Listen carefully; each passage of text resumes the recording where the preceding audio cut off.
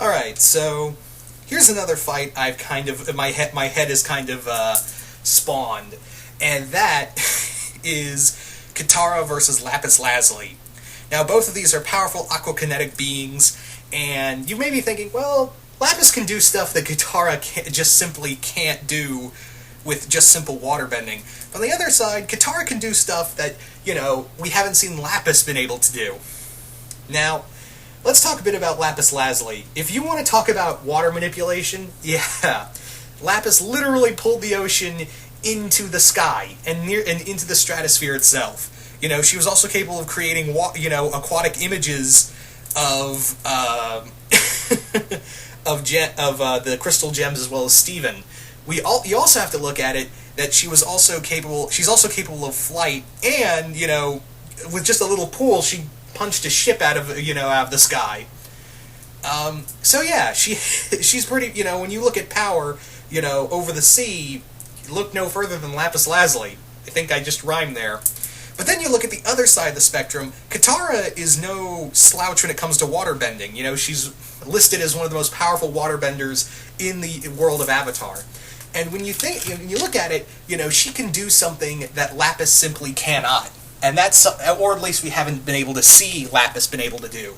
And that is basically turn water into ice. We've never seen Lapis, be able to turn a liquid into a solid just like that. And Katara can do that. She can literally turn, water into ice. And the other thing that sets Katara over Lapis is that while Lapis doesn't look like she's a fighter, she has the water abilities. We've never really seen Lapis, get into a physical fight. She usually depends on her water to do most of the fighting. Remember, she didn't actually fight the crystal gems. She just sent the water copies after them.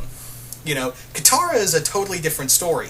She is a physical fighter. She will get in your face and mess you right up. She'll she'll form water whips around her arms and convert those into ice and go, and just go completely nuts on anyone who gets in her way. So that's the big thing, is that while Lapis is, like I said, Lapis is not a fighter, Katara is, and she's capable of turning anything into ice. I mean, she could easily, what's to say, Katara, Lapis sends a water version of Katara after the real Katara, and she can just turn it into ice and shatter it, and then just rebend all those ice shards into water and have it working for her. So that's kind of the big thing here, is that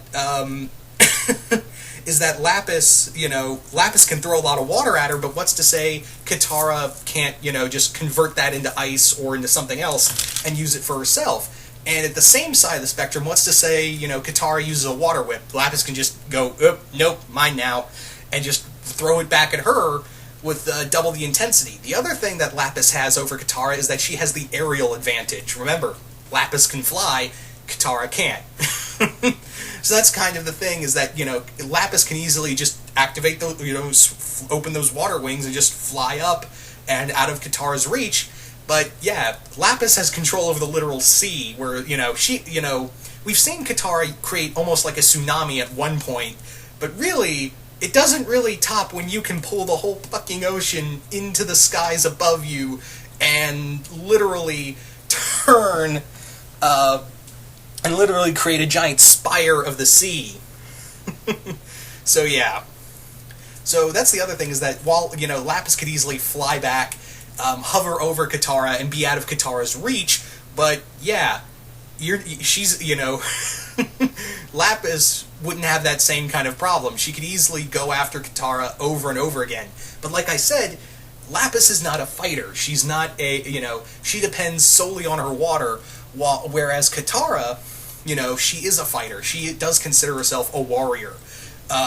She will get very much in your face and she could go on the offensive enough to keep Lapis constantly on the defensive. The other thing is that we've seen that gems are not that strong, so if Katara gets a good shot in the back, Lapis loses her, Lapis goes down. Remember that, Lapis can go down. We've seen, someone stepped on her gem and that cracked it, so what's to say another crack in the gem from an ice pike or something could easily end the fight as well. So that's kind of a big factor here, is that while I think Lapis has her, Katara trumped in terms of you know, aquakinesis. I think Katara has the fighting edge over Lapis. But this could, this is a type of fight that could easily go one way or another. Even though, yeah, you could easily say that Lapis has, the greater fighter skill. She has the superior skill, the superior power. But when it comes to skill, Katara might have the advantage over that. But again, it all depends on, how much water these two are willing to throw around, because there would be a lot. And again, Lapis stays away. She does, the only time we saw her really get into a physical fight was with that ship in the recent episode, Barnmates. So what we've seen is that she's not really interested. And what we've seen in the past is that she's not really interested in fighting. Where Katara's first instinct is, I'm going to punch you in the face. Although that's granted Toph, but yeah, Katara has no problem of getting her hands dirty. That's kind of the big thing I'm trying to say. But again, Lapis, I think, has the power. Katara has the skill. But, not to say, not to discredit, Lapis's skill, because again, giant tower of ocean. let's not forget, she was capable of doing that. So that's kind of the big thing here. But yeah, so you guys tell me, who do you think would come out on top in a fight between Katara and Lapis Lazuli? If you think Katara would win, just put hashtag Katara wins and list the reasons why you think she would win in this fight. Or if you think Lapis wins, just put hashtag Lapis wins and list off the reasons why you think Lapis Lazuli would be the victor in this fight. But anyway, really looking forward to see what you guys have to say about this matchup. And yeah, once again, hope you all enjoyed this, and I will see you guys later.